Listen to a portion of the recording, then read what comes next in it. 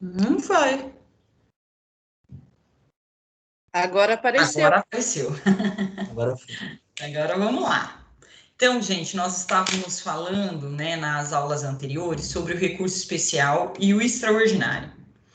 O recurso especial e extraordinário, a primeira coisa que nós vimos são as hipóteses de cabimento. Vocês vão verificar que tem determinadas situações que eu vou explicar para vocês de forma separada. Então, quando eu falei para vocês quais seriam as hipóteses do recurso extraordinário, eu falei, e do recurso especial, eu falei deles próprios, de uma forma autônoma, né? Então, nós vimos que o recurso extraordinário, as suas hipóteses de cabimento estão no artigo 102, inciso 3 da Constituição Federal. São 4 hipóteses de cabimento, ok? Depois, eu falei do especial. Eu falei para vocês que as hipóteses de cabimento do especial estão consagradas no artigo 105, inciso 3 da Constituição Federal. Então, eu expliquei essa parte de uma forma separada, tá? E quando eu falei para vocês também, a competência de julgamento, vocês viram que o recurso extraordinário, ele é julgado, ele é processado no Supremo, enquanto o recurso especial, ele é processado, ele é julgado no Superior Tribunal de Justiça. Então, nós vimos isso de uma forma separada, né? Aonde eu falei aqui, olha, recurso extraordinário no slide, finalidade, preservar e guardar a Constituição Federal de eventuais ofensas a ela perpetradas. Daí falei sobre as hipóteses de cabimento e a competência do STF.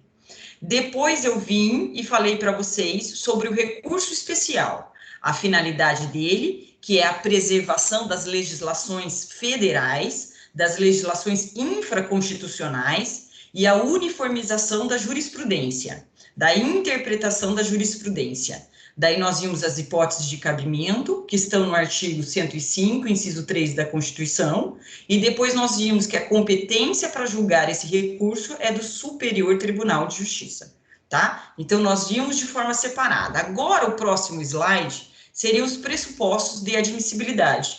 Esses pressupostos a gente vai estudar de uma forma comum.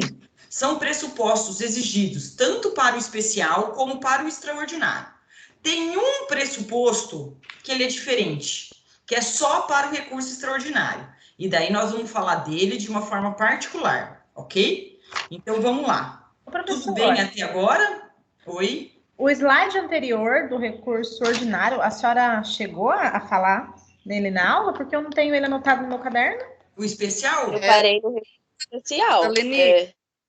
Esse especial, acho que a senhora não passou ele pra gente. Não passou. Não? Não. Ah, então vamos lá. Eu tô apressada. Falamos do extraordinário, então? Isso. Então, quem pode colocar o artigo 105, inciso 3, é a linha A, B e C. Quem pode colocar aqui para mim no chat? Obrigada, Angélica. Imagina.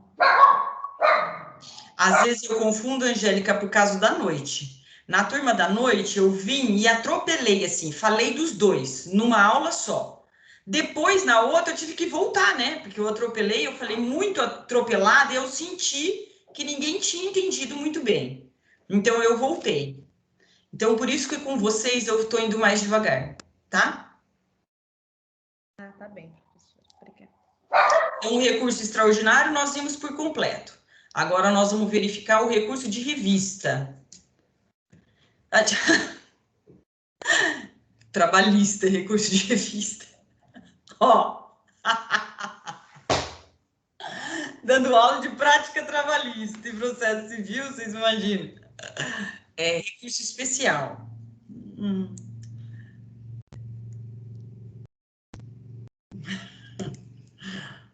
Gente, alguém pode colocar no chat o artigo 105, inciso 3 da Constituição Federal? Com licença.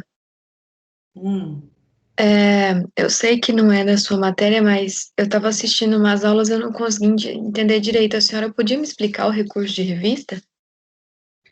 Ele é em prática trabalhista, tá? Uhum. Deixa eu explicar o especial para vocês, senão fica muita coisa, Milena, para vocês. Vocês vão estudar o recurso de revista, ele é o equivalente ao especial, só que no processo trabalhista, Milena. Ah, entendi. Ele é equivalente a esse, então. Tá? Ele é julgado pelo Tribunal Superior do Trabalho. Sim, Vocês o vão TST. estudar, vão fazer um recurso de revista comigo no ano que vem. Tudo bem, obrigada, Tá prof. bom, meu amor? Eu só não vou explicar ele com profundidade, senão vai virar um bolo na cabeça de vocês, tá bom? Não tem problema não, obrigada. Nada. Então, vamos lá. Obrigada, Marcelo.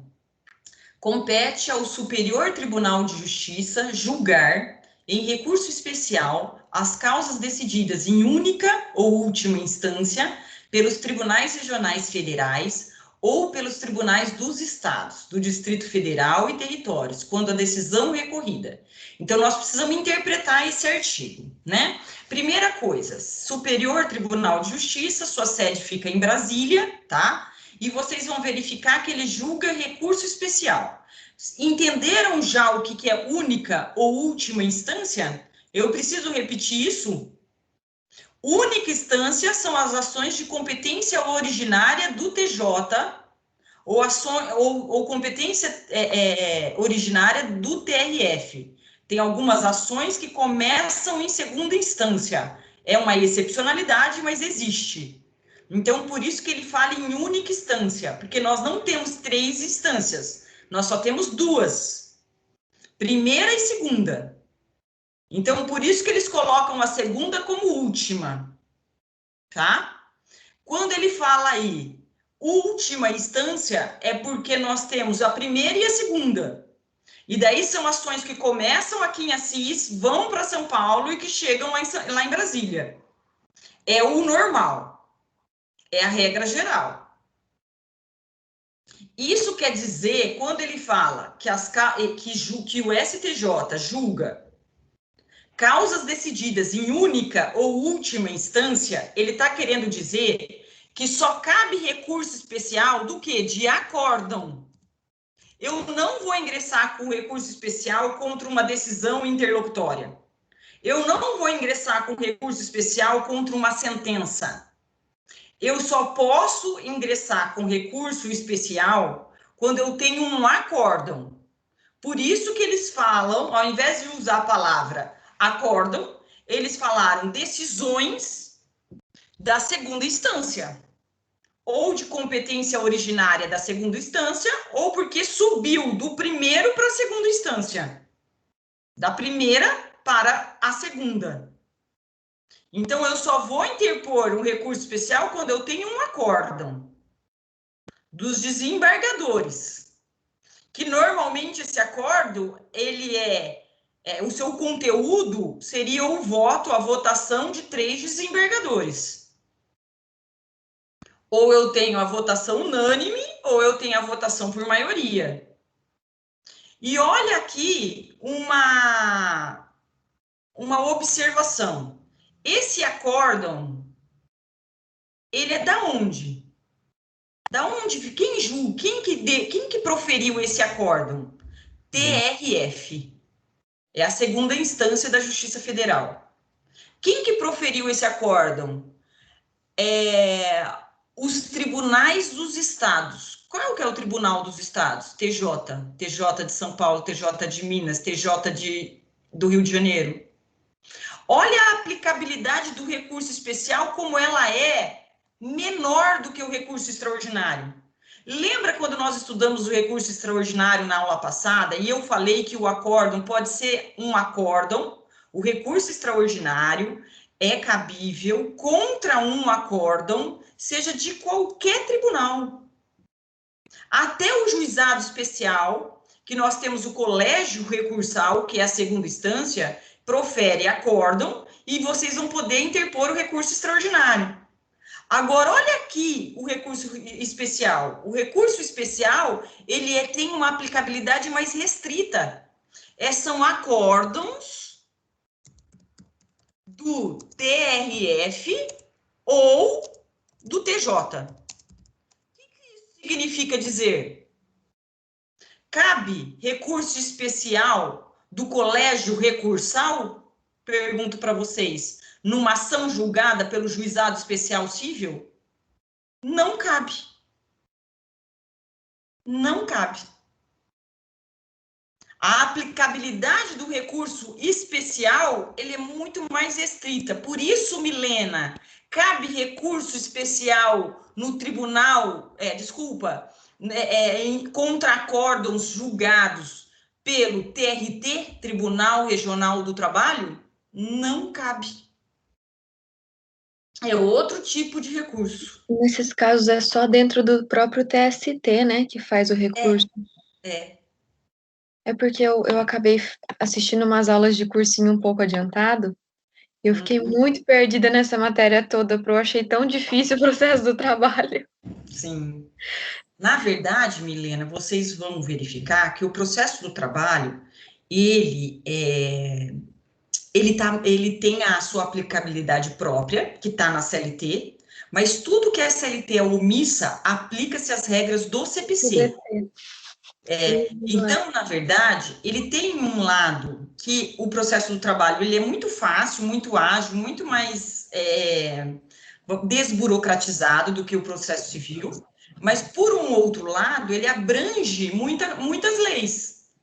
Sim, eu achei até bem assim, eu achei ele mais, como que eu posso dizer, mais real, sabe? Ele aceita os errinhos, ele corrige, ele aceita até que você propõe uma ação sem advogado, né? Exato. Eu E achei, é assim, informal. super legal, porque a maioria das vezes o funcionário acaba perdendo tempo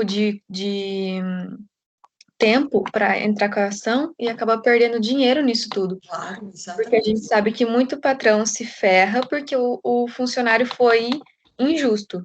Mas muito funcionário se ferra porque o patrão é injusto também, né? Também. Uhum.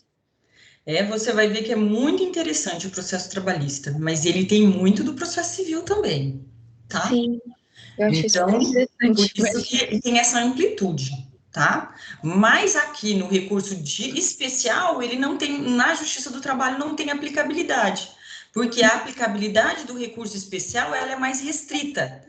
Ela é mais, acórdão somente do TJ e acórdãos do Tribunal Regional Federal, ok? E esse acórdão, então, vamos colocar aí no chat. Recurso especial tem como finalidade alterar ou reformar acórdão que julga uma apelação ou um agravo de instrumento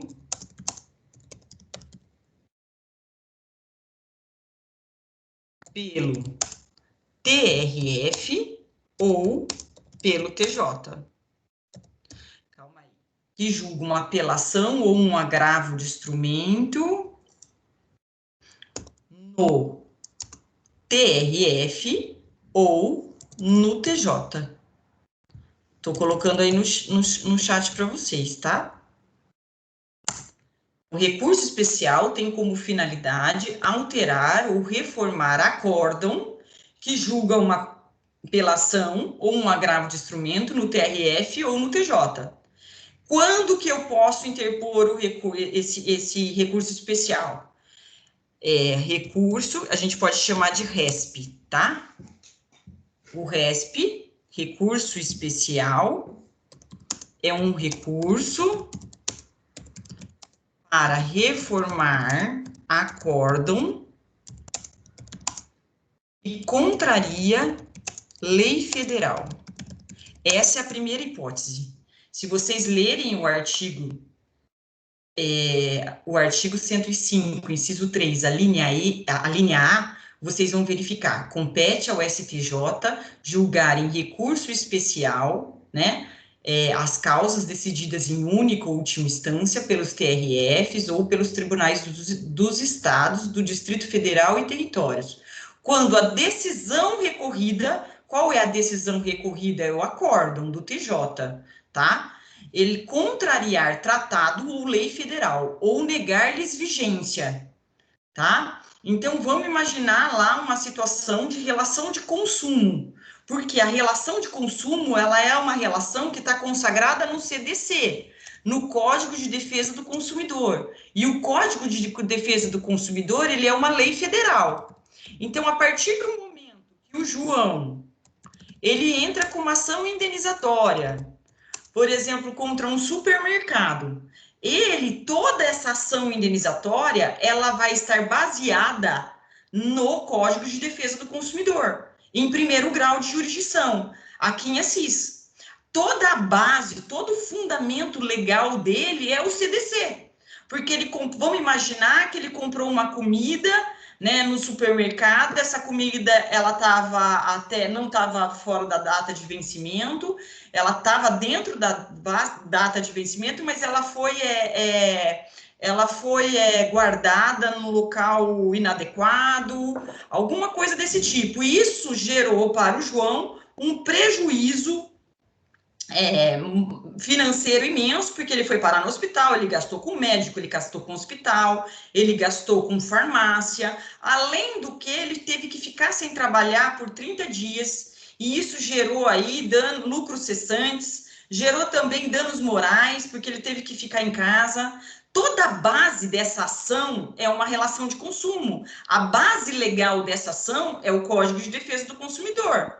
Se o juiz de primeiro grau der uma sentença contra o João, ele está dizendo que o João não tem direito ao dano patrimonial, o João não tem direito a danos morais. Ele está indiretamente dizendo que não se aplica naquela situação o Código de Defesa do Consumidor. Então, aí vocês o que o João vai fazer? Inconformado com essa situação, ele vai apelar para o TJ. Essa apelação vai ser julgada por 3 desembargadores que vão proferir um acórdão.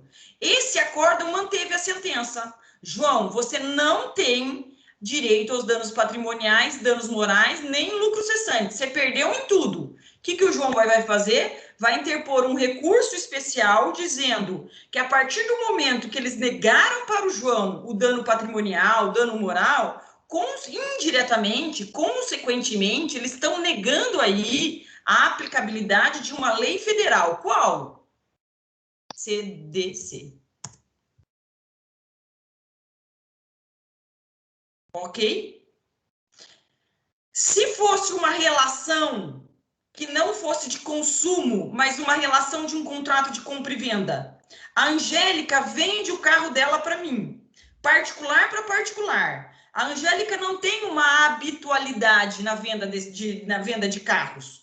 Ela simplesmente fica sabendo que eu estou querendo comprar um carro e ela oferece para mim. Não existe entre a Lenise e a Angélica, nesse caso, uma relação de consumo. Existe o quê? Uma relação contratual, uma relação obrigacional, que está consagrada, que está fundamentada no Código Civil. O Código Civil não é uma lei federal? Se a Angélica, de repente, me dá o carro e eu não pago pelo carro, ela entrega o carro. Eu pago a primeira parcela para ela e não pago mais. O que ela vai fazer? Ela vai ingressar com uma ação, seja uma ação para eu devolver o carro, seja uma ação para eu para cobrar os valores, né, que eu não paguei. Ela vai ingressar com uma ação civil, que o fundamento dela é o Código Civil. A partir do momento que na sentença o juiz diz, Angélica, você não tem direito, ela vai recorrer através da apelação. A apelação vai ser julgada pelo TJ, né? E essa apelação, mantendo a sentença, indiretamente, ela está violando o quê? As regras sobre os direitos obrigacionais, contratuais do Código Civil, que é uma lei federal. Então, eu vou interpor o recurso especial. Por quê? Porque violou indiretamente esse acórdão uma legislação federal. Essa é a primeira e a mais comum hipótese de aplicabilidade do recurso especial. Ok? A segunda, olha só, quando esse acórdão que julgou a apelação, que julgou o agravo de instrumento, esse acórdão der validade a ato de governo local contestado em face de lei federal. Ato de governo local contestado em face de lei federal.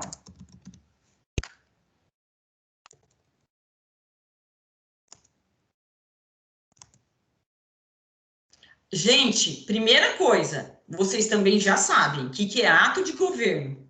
Ato de governo, vou colocar aqui no chat para vocês, são atos administrativos internos, né? Internos proferidos pelos poderes executivo, judiciário e legislativo. Então, são as portarias, os decretos, os provimentos, regulamentos internos, regimentos internos. E esses atos, eles devem ter compatibilidade com a lei federal. Gente, você vai falar para mim, Lenise, mas parece que o recurso extraordinário falava isso. O recurso extraordinário falava de lei local versus lei federal. Cuidado. Aí que vem, num exame da ordem da primeira fase, vocês não vão estar com o vademecum e pode cair no teste, tanto em direito constitucional como em direito processual civil, pode cair um teste sobre o cabimento do recurso especial.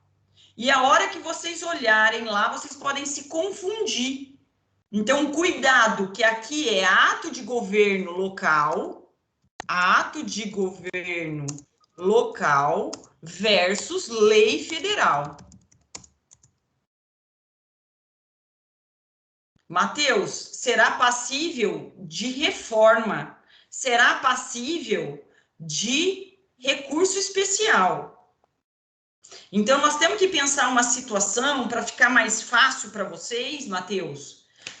A gente vai pensar numa situação em que vocês ingressaram com uma ação, por exemplo, aqui em Assis, contra, por exemplo, o Estado, em função de um ato do governo, uma portaria, um provimento estadual. Então, vamos imaginar aquela situação que nesse provimento estadual diz que a advogada não pode fazer audiência de calça. Tá? Um provimento estadual dizendo que só, por exemplo, no TJ, parece São Paulo, tem uma portaria, um provimento, que você não pode adentrar de calça jeans no TJ. Isso aí é totalmente fora de... Hoje em dia, ninguém mais se importa com isso, acredito eu, tá? Eu já entrei várias vezes de calça jeans, de sapatilha, do jeito que eu tava no TJ. Eu morei em São Paulo 5 anos, trabalhei, fiz estágio 5 anos da faculdade, ficava no centro da cidade e o TJ fica ali na Praça da Sé, né? Então, eu passava ali o tempo todo, a gente entrava, tem uma biblioteca maravilhosa, o TJ. Então, a gente entrava, a gente ia na biblioteca de calça jeans, mas parece que tem um provimento interno, um regulamento interno de que você não pode entrar. Vamos imaginar que você vai entrar e, de repente, Angélica, você é barrada e aí isso viraliza na internet, isso vira um rolo ali, porque você quer entrar, você se sente injustiçado e você entra com uma ação indenizatória por danos morais, né? Dizendo sobre essa portaria, sobre a irregularidade, a inconstitucionalidade dessa portaria. Na verdade, o que você quer não é declarar a inconstitucionalidade, você não tem poder para isso. É a ADI que vai declarar a inconstitucionalidade de lei, né? Você está ingressando contra o Estado, você está ingressando com uma indenização pelo ato vamos colocar assim, pela atitude imoral, né? Que atingiu a sua moral do Estado. Então, nesse caso aí, você está colocando esse ato de governo local como um ato inconstitucional que feriu aí o seu lado emocional. A partir do momento que tem uma sentença aqui em Assis dizendo não, isso não gera dano moral. Isso que você passou, Angélica, foi um mero aborrecimento. Isso aí não é dano moral. A partir daí, você vai apelar. Nesta apelação, quando ela é julgada pelo TJ, o TJ diz, não, você não tem direito a dano moral, Angélica. Ele está validando, ele está invalidando indiretamente um ato de governo local. Ele está invalidando aquela portaria que diz que você não pode entrar de calça jeans. Quando ele te nega, ele nega o dano moral, mas ele enfatiza a portaria. Ele enfatiza esse ato de governo local, que contraria uma lei federal. Que lei federal é essa que contraria? Código de ética do advogado, né? Se você for verificar, o Código Civil, os direitos da personalidade, tá lá no Código Civil, direito à imagem, direito à privacidade, direito... Tá? Então, vocês, não vai estar escrito no acórdão que ele está validando o ato de governo local. Não vai estar escrito. Vocês vão subentender que a partir do momento que ele te negou, Angélica, ele está considerando, então, esse ato. Se ele está te negando, ele está dando validade para o ato. Tá bom? E daí você vai interpor, então, um recurso especial na tentativa de reformar esse acórdão, que vai ser julgado pelo STJ. A gente não pode alegar o não conhecimento da lei, né, professora? Então, mesmo que ela diz que ela não conhece, isso não se justifica para ela passar por uma situação em que ela não pode entrar num estabelecimento porque ela está com calça jeans, né? Então, mesmo ela não conhecendo, isso não é justificativa. Tá? Aqui, então, nós temos um ato de governo local, um ato do governo municipal ou estadual, que contraria a Constituição Federal, que choca com a lei federal. Que lei federal é essa, Lenise? Pode ser o Código de Ética, pode ser o Código Civil, pode ser uma legislação, desde que ela tenha âmbito federal. Tá? Então, aí vocês vão verificar que sempre vai ter em jogo, é uma situação peculiar, vocês percebem? A primeira hipótese é uma hipótese que vocês vão lidar sempre. Agora, essa segunda, um ato de governo que contraria a lei federal, é uma hipótese mais restrita. Porque vai estar sempre em jogo, em discussão, um ato de governo local. É uma situação mais restrita. Ok? E a última, eu falei para vocês aqui nesse slide, eu escrevi aqui para vocês, que a finalidade do recurso especial é preservar as legislações federais.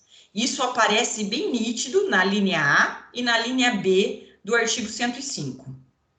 Agora, eu coloquei também aqui no slide que a finalidade do recurso especial é uniformizar sua interpretação. Uniformizar a interpretação de leis federais. Quando eu falo isso, eu estou falando do quê? De padronizar a jurisprudência. Nós temos aqui Tribunal de Justiça de São Paulo, TJ de Minas, TJ do Rio Grande do Sul. Cada tribunal desse tem como caráter exatamente, Graciane, a modulação. Vocês vão verificar que cada tribunal desse tem a sua interpretação. E, por exemplo, o Tribunal de Justiça de São Paulo, ele é um tribunal mais tradicional, ele é um tribunal mais conservador, enquanto o Tribunal de Justiça do Rio Grande do Sul, ele é um tribunal mais inovador, mais moderno. Todas as decisões mais modernas que nós tivemos do país, eles vêm do Tribunal de Justiça do Rio Grande do Sul. E nosso Código de Processo Civil, ele veio com esse espírito de padronizar as decisões. Quanto mais decisões padronizadas nós temos, menos recursos nós temos. menos processos judiciais nós temos, porque daí eu tenho uma previsibilidade do que vai ser julgado. O processo não passa a ser aquela caixinha de surpresa. Eu tenho já uma padronização de julgados. Eu tenho uma uniformização. Eu sei que o TJ São Paulo pensa igual o TJ de Minas, que pensa igual o TJ do Rio Grande do Sul. Então, a partir do momento que eu tenho um acórdão, vamos imaginar, um acórdão do TJ que nega a união estável, a união entre homoafetivos, né? Homossexuais. E nega a homoafetividade, vamos colocar assim. Do TJ São Paulo. O que vocês fariam, João? Ué, daria para recorrer, né, professora? Porque isso daí é inconstitucional. Sabe por quê também, o João? Você pode interpor um recurso especial dizendo, olha, logo no início que começou a falar sobre isso, que ainda tinha uma divergência de posicionamentos, você poderia pegar o acórdão do TJ do Rio Grande do Sul e falar, TJ São Paulo, nós temos o Rio Grande do Sul como referência de modernidade, de inovação, de igualdade entre gêneros. Então, eu gostaria, através desse recurso especial, eu gostaria que fosse padronizada a decisão, que a decisão que negou a homoafetividade, ela fosse reformada, com base nos acordos proferidos pelo TJ do Rio Grande do Sul. Daí você fala, Lenise, como que eu vou saber que o TJ do Rio Grande do Sul pensa de uma forma diferente nessa situação? Como? Como que eu saberia, Angélica? Acho que você pode pesquisar as jurisprudências, né, professor? Exato. Tá? Nós temos Mas desculpa interromper, professora, mas nesse momento a questão da constitucionalidade não seria superior à jurisprudência? Poderia ser, daí você entraria com recurso extraordinário. Né? Porque, assim, por exemplo, na hora que eu entro com... É que eu estou dando exemplo para vocês de posicionamento, e eu falei da homoafetividade, né? Porque é bem característico do Tribunal de Justiça do Rio Grande do Sul. Uhum. Mas vamos imaginar, por isso que eu falei para vocês, João, imagina naquela época onde teve a primeira decisão, que ainda havia um conflito, que ainda não havia aí uma padronização, né? Isso era tudo muito novo. Então, de repente, se você tinha aí uma ação que falava sobre essa situação, uma ação indenizatória, né, que falava sobre, às vezes, até uma discriminação, alguma coisa desse tipo, de indenização em função dos homoafetivos, você poderia, naquela época, você poderia falar sobre essa divergência de interpretação. Eu falei desse caso, mas nós temos ainda uma divergência muito grande sobre julgados. De vários temas, entendeu? Então, daí você vai pegar como referência, como paradigma, o acórdão do Tribunal de Justiça. Aqui é como se fosse uma divergência externa. O que é divergência externa? É a divergência existente entre um tribunal e outro. Vamos imaginar várias casinhas. Cada casinha dessa é um tribunal de justiça. TJ de Minas, TJ de São Paulo, TJ do Rio Grande do Sul. A divergência é entre os tribunais. É uma divergência externa, porque é entre o Tribunal de São Paulo e o Tribunal do Rio de Janeiro.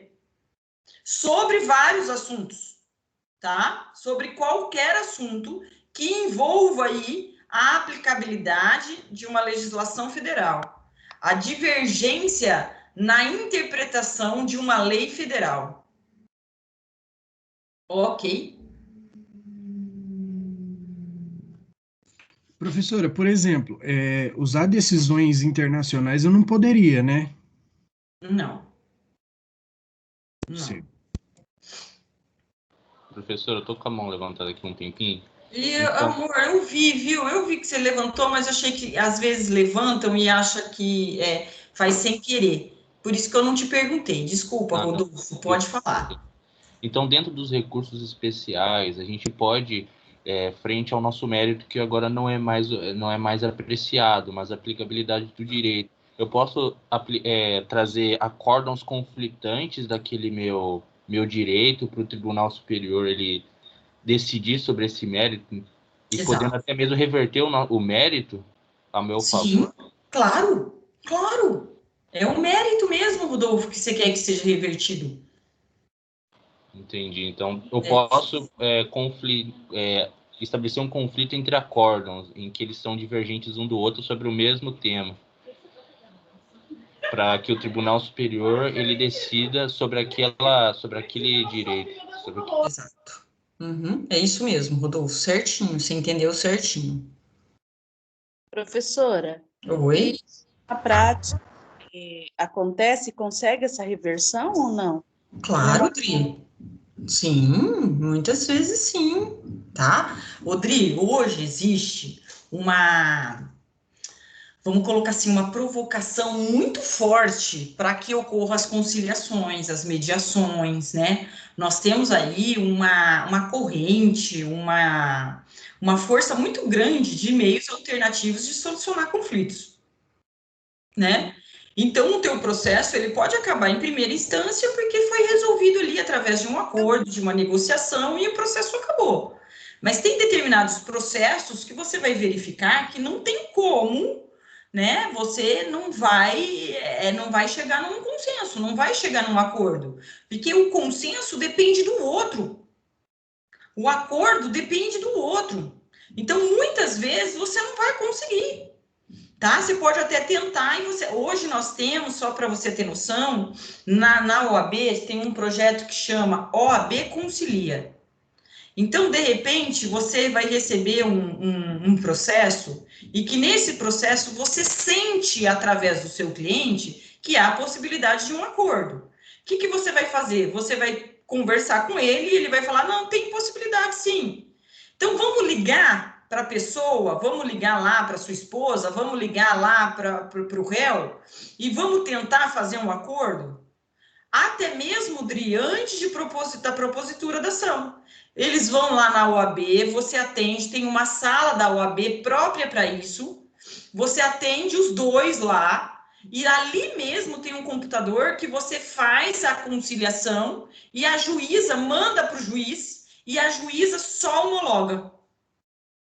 Tá? Então, você vai verificar que existe uma tendência muito grande. Existem instrumentos, você vai verificar, para impedir que o processo chegue até Brasília. Mas muitas vezes não tem jeito, o processo vai chegar até Brasília, tá? Daí são processos longos, são processos, por exemplo, processo que envolve banco, processo que envolve, você vai ingressar com uma ação contra a Energisa. E o processo vai subir, o processo vai até Brasília, tá? Agora, quando são situações mais privadas, mais particulares, você consegue que o processo termine ali no início, tá? Mas se não, ele vai até Brasília, podendo sim reformar totalmente aquela decisão que foi proferida contra você aqui em Assis, contra você em São Paulo, e você conseguiu reformar lá em Brasília. O que prevalece é a última. É a última decisão. A Ana Carolina, ela pergunta aqui para mim, ainda que seja jurisprudência de outros tribunais, professoras, fora de São Paulo, sim, é uma divergência externa, Ana Carolina, do Tribunal de São Paulo para o Tribunal do Rio Grande do Sul, do Tribunal de São Paulo para o Rio de Janeiro, tá? Não é uma divergência dentro do Tribunal de São Paulo, é uma divergência externa, tá? Ana Carolina. Professora, Oi. uma vez julgado esse recurso especial, ele vai se aplicar, essa decisão se aplica somente aos outros processos que não transitaram em julgado? Aquele seu processo. A não ser, Graciane, que você esteja falando de recurso especial que nós vamos estudar mais para frente, repetitivo. Então, vamos imaginar, Graciane, que existe várias ações que foram propostas. Por você, pela Adriana, pelo Rodolfo, pelo João, eu propus. Nós todos propusemos essa ação. Por exemplo, vamos imaginar essa ação agora do Fundo de Garantia. Não sei se vocês sabem, mas em 2013 mudou o índice de cálculo do Fundo de Garantia. Então, nesse caso, vários advogados estão ingressando com uma ação para o pagamento dessa diferença, tá? Porque nós temos uma diferença de quase 80% quando mudou esse índice que calculava o FGTS. Então, vamos imaginar que nós temos várias ações dessa. Essas ações, elas geraram recursos especiais e todas essas ações, elas são repetitivas. Por quê? Elas são idênticas. Uma foi proposta por você, uma por mim, Adriana, mas elas são idênticas. Então, agora no dia 13, eu não sei se mudou ou não, mas por enquanto estava dia 13, agora no dia 13, vai ser julgado pelo STF se essas ações, se a gente tem direito ou não a essa diferença do fundo de garantia. E isso aí vai afetar todas as pessoas que propuseram a ação. Tá? E até quem tentar depois, professor, vai ser tipo por erga omnes, alguma coisa? Não. Não? Não vai ser. O STF já se pronunciou dizendo que vão ser, por isso, João Vitor, que vai ser, estão falando, se você olhar na internet, que você tem que propor ação até o dia 13 de maio, que seria quinta-feira agora, né? Você teria que propor, porque se você propor ação, você vai ser beneficiado com esse julgamento. Esse julgamento, ele vai valer para você. Agora, se você não propor e propor depois, não vai, esse julgamento não vai valer erga omnes. Tá? Ah, entendi, professor. Por Mas isso, aí cabe depois eu querer entrar também, ou não? Eu acredito que não. É só para as pessoas que propuseram até o dia 13 de maio. A gente não sabe tudo direito, por quê? Porque eu acho que eles vão decidir tudo isso, João, no dia 13 de maio. Então, no dia 13 de maio, a gente vai saber se efetivamente qual é a aplicabilidade disso tudo. Mas eles já se pronunciaram antecipadamente, dizendo que seriam somente para aquelas pessoas que ingressarem até o dia 13 de maio. Por isso que está tendo a internet falando disso, acho que vocês já ouviram falar, né? Toda a mídia falando disso, para procurar advogado até o dia 13 de maio. Os advogados estão agilizando toda essa papelada, contadores, porque envolve aí a contabilidade, justamente porque teria que entrar com a ação até dia 13 de maio. Entendi, professor. Então, daí, a Graciane me perguntou, né, se esse recurso, o julgamento desse recurso vale para aqueles recursos repetitivos, né, para que as ações iguais àquela, tá? Mas a gente vai estudar isso depois, tá, Graciane? Tá, professora, mas também só vale para os processos que não foram julgados ou que tiveram a mesma decisão? Para todos os processos, daí aplica para todos aqueles processos que são ações idênticas. Mesmo que já tenham sido julgados. Que tem a mesma causa de pedir. Mesmo os transitados em julgado. Mesmo que não esteja. Só o fato de eu propor ação, Graciane, já aplica o que vai ser decidido pelo STF. Legal. Mesmo que não tenha recurso.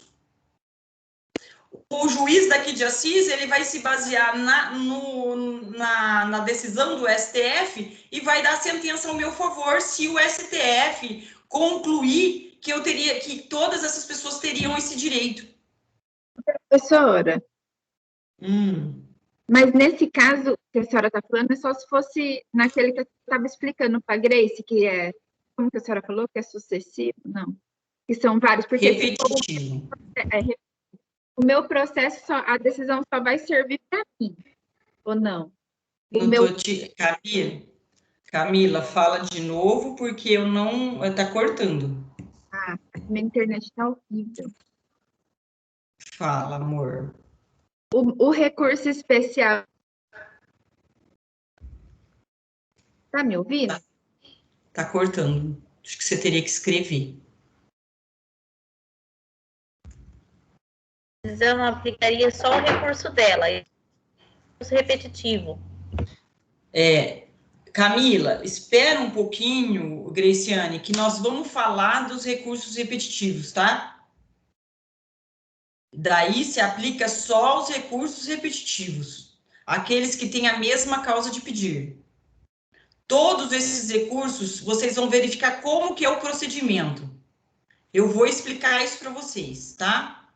Sobe vamos supor que eu tenho vários recursos especiais repetitivos. Sobe um ou dois para lá, para o STJ, e os restos ficam tudo aqui suspenso. Tá? Eles ficam paralisados esperando a decisão lá do STJ. Quando sair a decisão do STJ, essa decisão se aplica a todos os outros recursos que estão suspensos. Jones, pode perguntar, meu querido. Professora, e essas mudanças de posicionamento do Supremo não atrapalha esse entendimento dos juízes também? Claro. Isso atrapalha tudo. Isso causa uma insegurança jurídica absurda, né, Jones? Tá?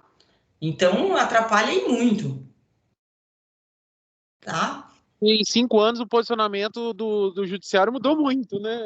Uma hora vale prisão em segunda instância, outra hora não vale, outra hora... É horrível isso, né? Isso causa uma instabilidade, uma descrença imensa, né? Por isso que, às vezes, quando eu vou estudar com vocês e eu falo assim que o STF é o grande guardião da nossa Constituição Federal, eu fico, às vezes, até com vergonha, né? Porque o STF, existe uma questão política aí por trás disso muito grande, eles são nomeados pelo presidente da República. Então...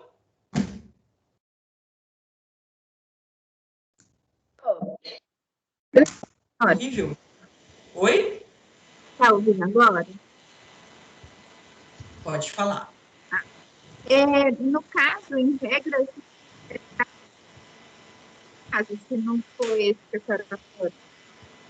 Não consigo ouvir, Laís. Você tem que escrever.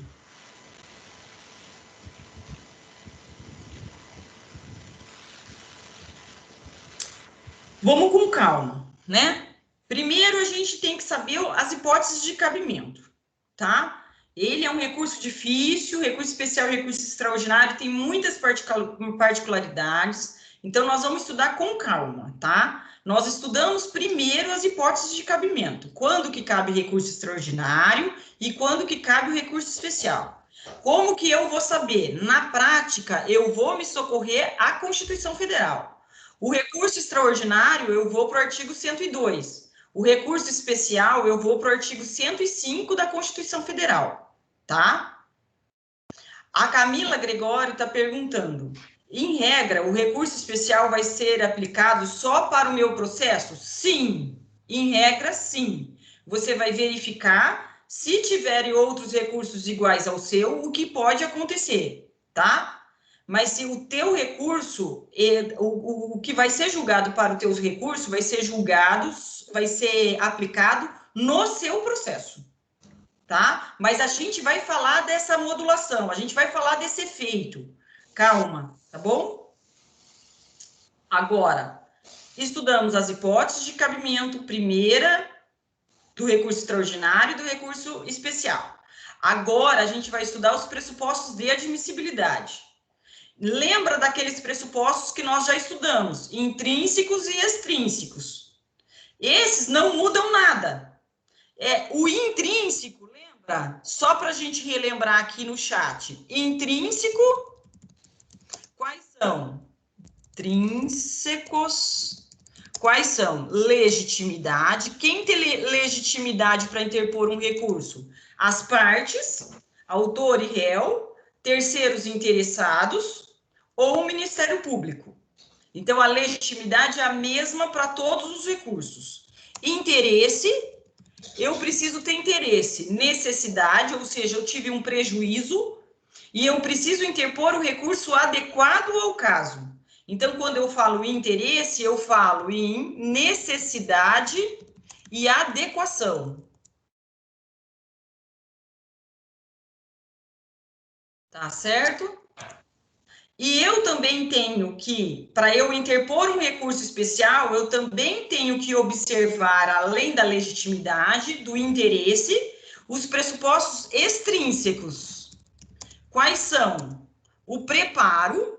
Tenho que pagar preparo? Nós temos uma legislação estadual, que essa legislação é a legislação 11.636 de 2007, que regulamenta o preparo, o pagamento das custas que vocês têm que pagar e comprovar na interposição do recurso especial e do extraordinário. Aqui são pressupostos que são exigidos tanto para o especial como para o extraordinário. Tá? Então, nos dois, vocês vão pagar custas, preparo, sob pena de deserção. Certo?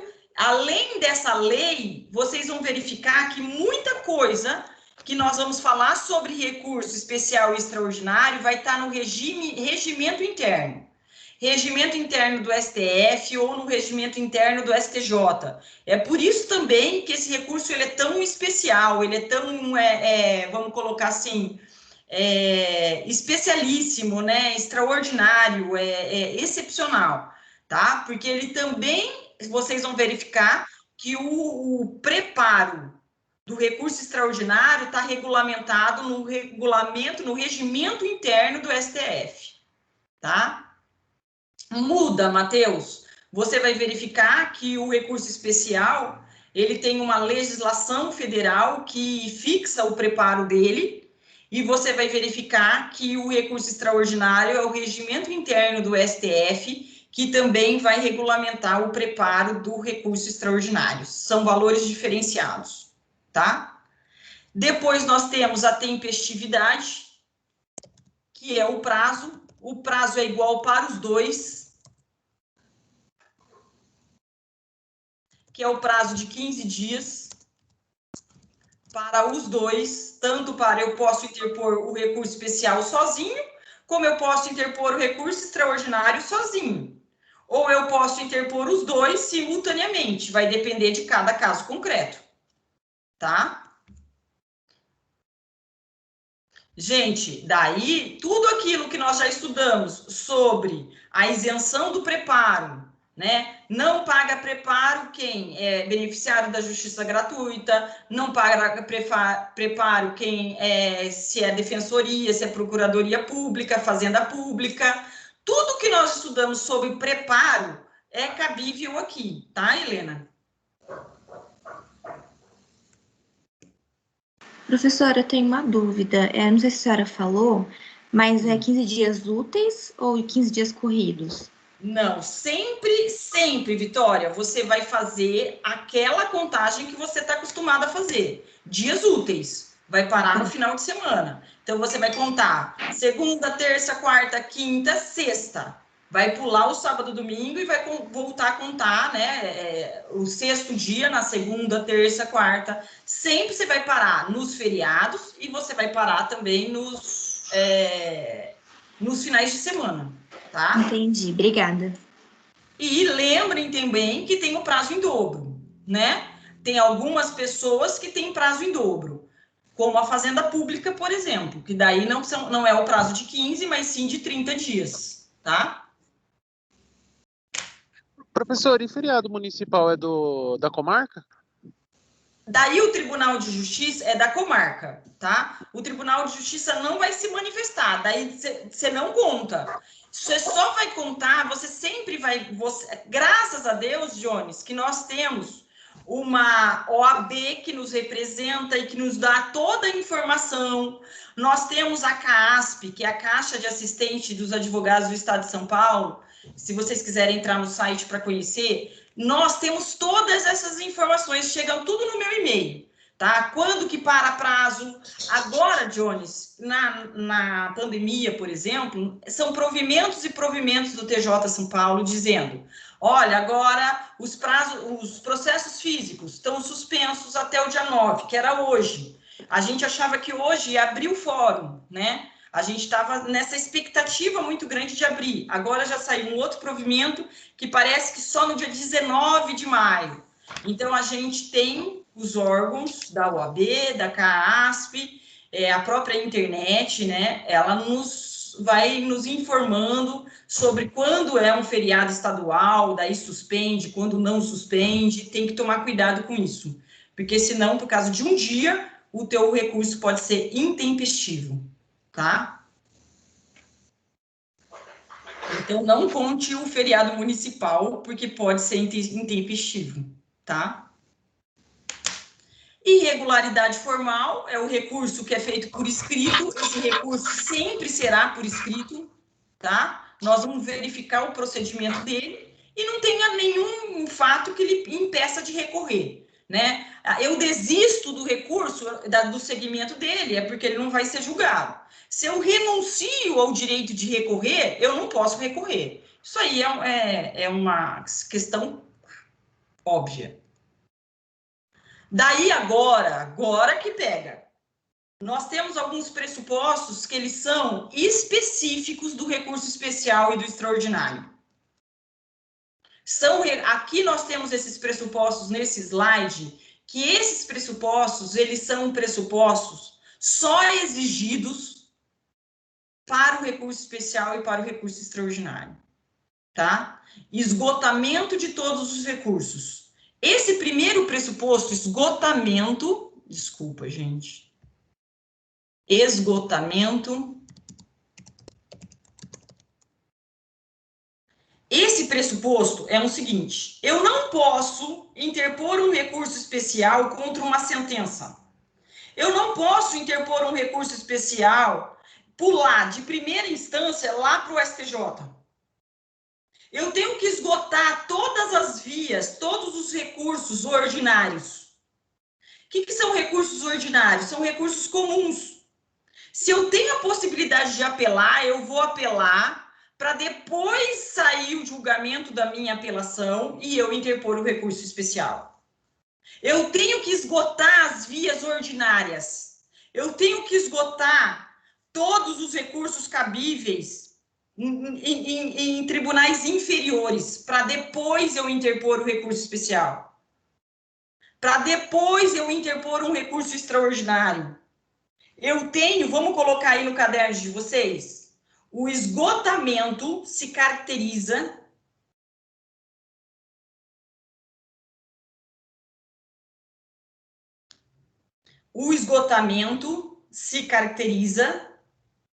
pela possibilidade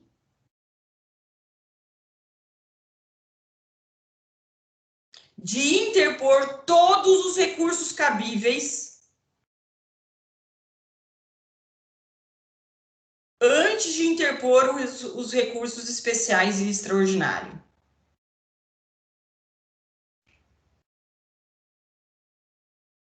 Antes de interpor? Os recursos especial e o extraordinário. Ou seja, eu tenho que esgotar todos os outros recursos para poder interpor o recurso especial e o extraordinário.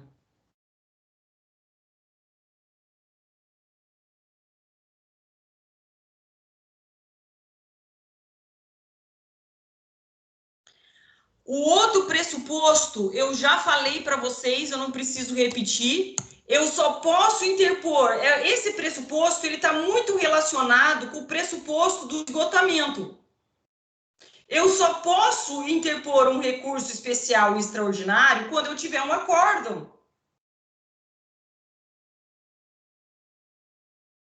Eu não posso interpor recurso especial e extraordinário contra uma sentença, contra um agravo de uma decisão interlocutória. eu tenho que esgotar todas essas possibilidades e a hora que eu tiver um acórdão do TJ, daí sim eu posso interpor o recurso especial extraordinário. Uma coisa está ligada à outra. Outro pressuposto, eu já falei também desse outro pressuposto, análise do direito. Eu só posso interpor um recurso especial extraordinário para falar, para tratar sobre o direito, a aplicação do direito. Aqui nós vamos, no recurso especial e no recurso extraordinário, nós vamos tratar da aplicação da lei federal, ou da não aplicação, né, no caso, e da não aplicação da Constituição Federal. A análise, ela é técnica, ela é jurídica, ela é legal. A análise é sobre a aplicação ou não da lei, seja constitucional ou seja infraconstitucional. A senhora quer dizer que se foi analisado de forma errada, né? Isso? Interpretado de forma errada, né? Errada, deixou de aplicar, não aplicou, deixou de aplicar, violou.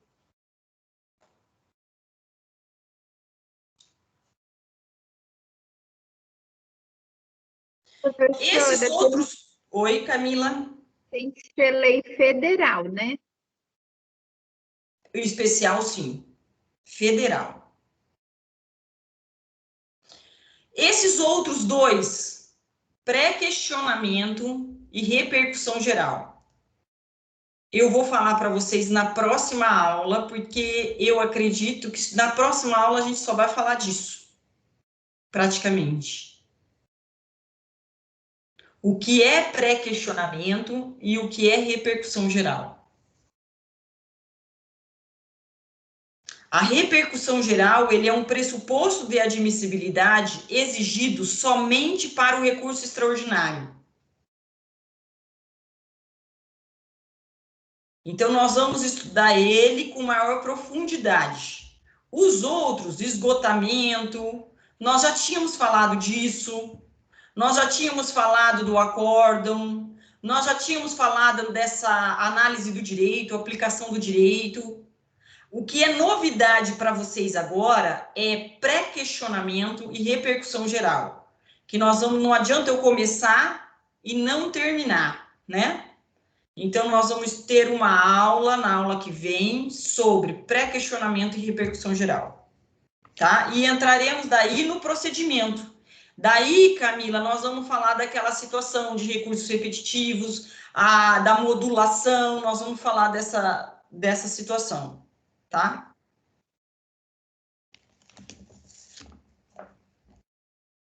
Adorei a participação de vocês. Não vai no amor, vai na dor, né?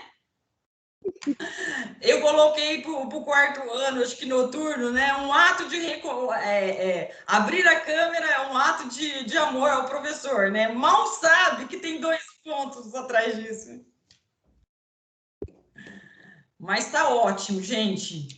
É uma forma de eu incentivar vocês a abrirem a câmera, arrumar o computador de vocês, se arrumarem também, né? Sair da lereza, da preguiça, tá bom? Mas obrigada, adorei a participação de vocês, adorei a gente se ver aqui, ver a carinha de vocês, amei, tá? Não tem problema, Gabriela, quem não tem câmera, mas é bom, sabe, providenciar, Gabriela, porque você vai ter outras situações que a câmera vai ser necessária, né? Isso cada vez mais a gente vai usar. Bom? Obrigada, Ana Flávia, obrigada, tá, meu amor? Obrigado, professora. Boa semana. Boa semana.